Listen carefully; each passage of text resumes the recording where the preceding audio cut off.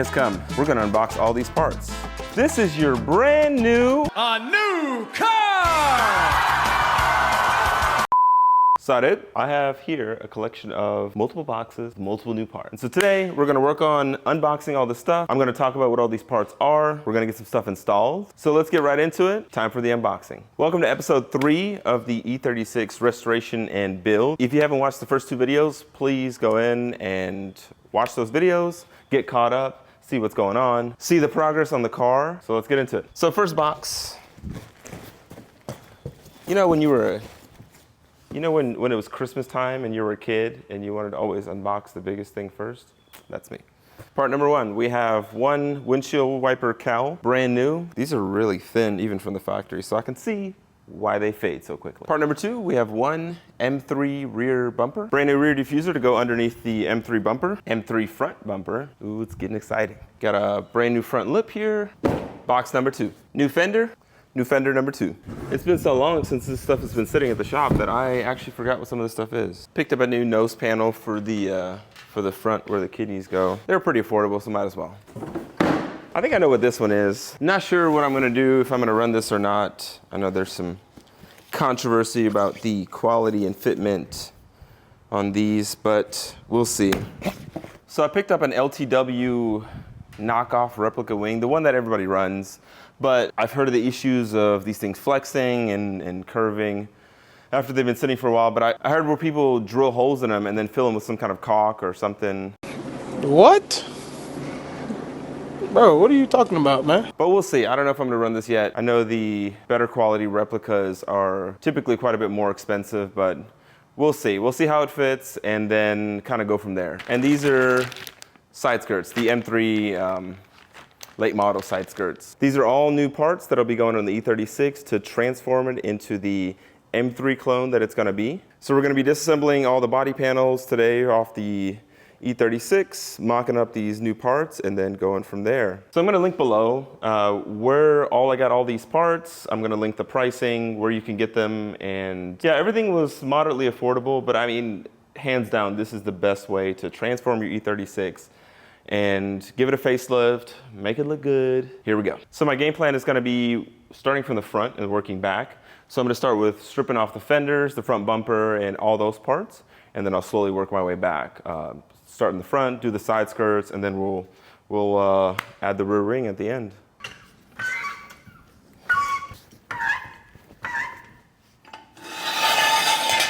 And you're probably wondering, why have this giant lift but still use a manual jack? Well, back in 1994, the Germans decided that the lift points on an E36 don't match modern day lifts. So it's really, really hard to lift the car up when it's backwards like this on the lift.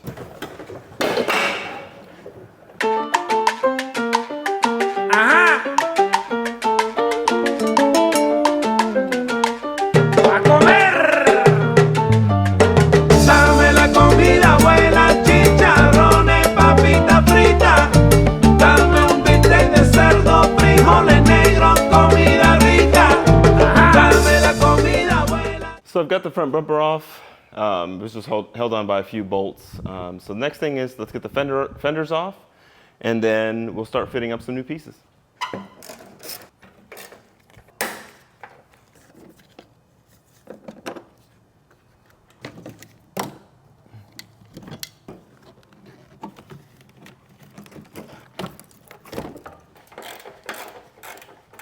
So it looks like I'm gonna have to undo the hood to get to these top 2 bolts on the fenders. So let's get to it.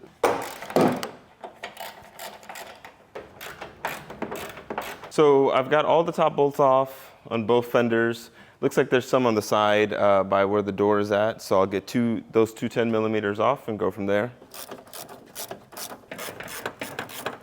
So the only thing left is the 2 10mm bolts that are located under here, and the fender should come off. So I've got the whole front end off at this point. The fenders are off, the bumper, the windshield wiper cowl, the nose panel and all that. So I'm gonna start installing some parts and we'll go from there. Like I was saying in my previous video, E36 parts are so affordable that it just didn't make sense to to not buy this stuff new. Everything is pretty readily available, so yeah, it worked out really well. 2 hours later.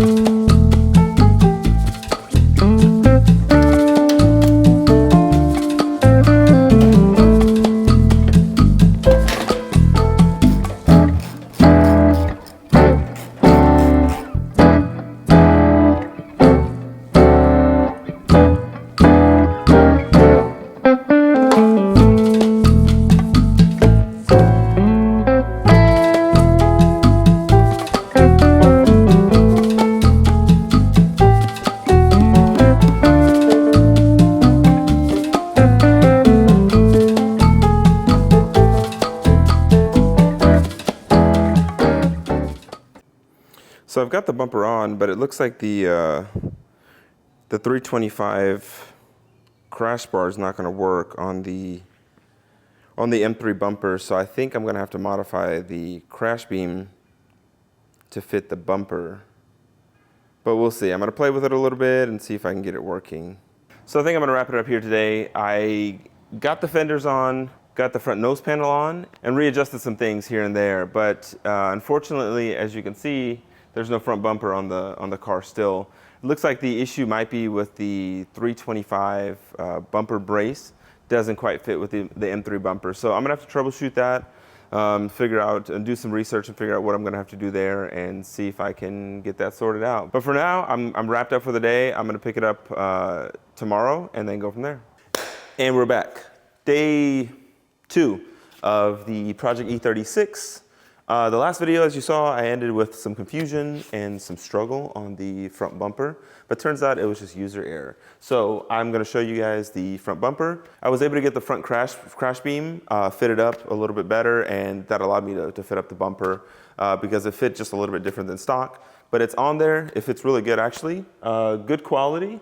So the bumper fits really good, as you can see, just like OEM, really. I just have to finish putting on the trim pieces, but I also picked up these fog light deletes as well that help kind of round that out, because I'm probably not gonna run fog lights in this car, but overall it fits really good. Honestly, the main thing holding the bumper on right now are just one bracket on either side, and I'm actually gonna link in the description below the part numbers for everything you need to order, because those brackets for the bumpers don't come with this kit. And so make sure if you order this kit that you order those brackets as well, just to replace them, because they are plastic and they do get worn out. But yeah, everything looks pretty good. The mesh is on. And so I'm gonna finish up the front end here shortly and then go from there. So I went ahead and already pulled off the rear bumper. I'm pretty sure you guys have already pulled the rear bumper off before, so you don't need me to talk through it. But the rear bumper is off, and so I have the new one already ready. I just need to mock fit and make sure everything's good to go before I fully seat it on. But it looks like it's pretty straightforward. And so let's get the rear bumper on, and I'll show you that process as well, and keep it moving.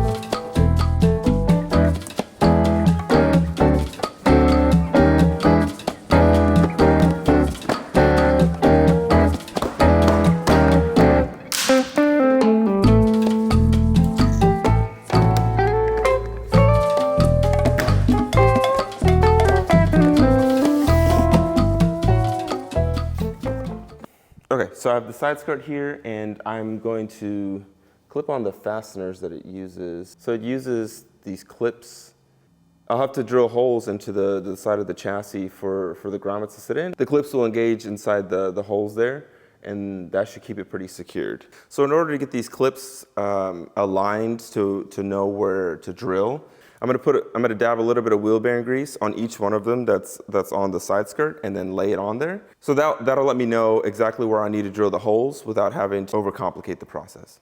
All right, let's see if I can do this on the first try without messing this up. I've had the hiccups all day.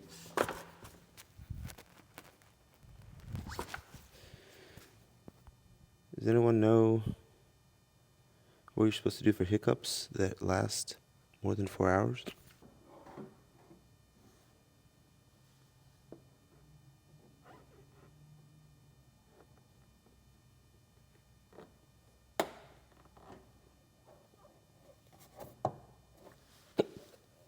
All right, no big deal. Just drill into the chassis of the car. What's the worst that can happen, right?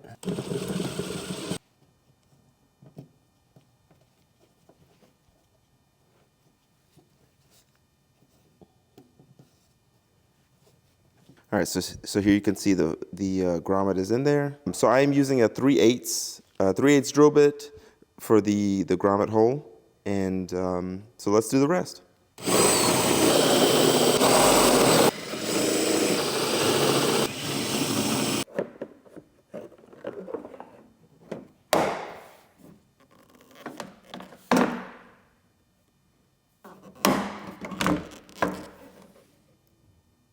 So I'm gonna go ahead and wrap the video up here. Unfortunately, I was not able to get the side skirts installed. All the trim pieces, then the clips that came with the kit were pretty much falling apart and disintegrating as I was putting them on. So I had to put on order some new clips and some better trim pieces to hopefully solve this issue here. But what I will say is you get what you pay for with this kit. I will say that the front bumper fits really well with minimal issues and is like OEM. The rear bumper does not fit well, as you can see. I'm going to have to modify the rear bumper on the corners to where it fits by the quarter panels in order for it to not push out on the ends. But not a big deal. Again, you get what you pay for, and but overall the quality is good. Another downside to this kit is that there aren't really a lot of instructions, and so in terms of putting on your trim pieces and drilling the holes for the side skirts, you kind of just have to guess your drill bit size because there are no instructions to the kit. Overall, I would say that, again, you get what you pay for with this kit, but it is not as user-friendly as I expected. I think it'll look good after it goes to paint and after I make my modifications, but for now, I'm gonna end it here, and we'll see you in the next one.